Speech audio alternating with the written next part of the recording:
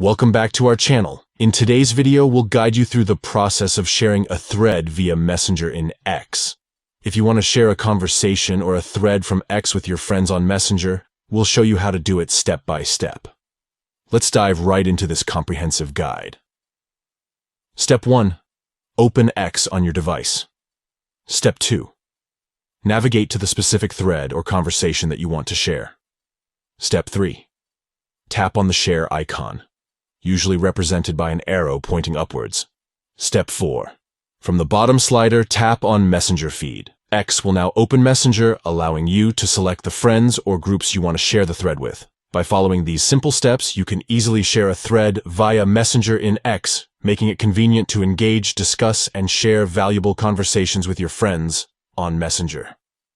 Sharing threads on Messenger provides a direct and instant way to connect and communicate with your friends, ensuring that important conversations can be easily shared and discussed. Thank you for watching our full guide on how to share a thread via Messenger in X.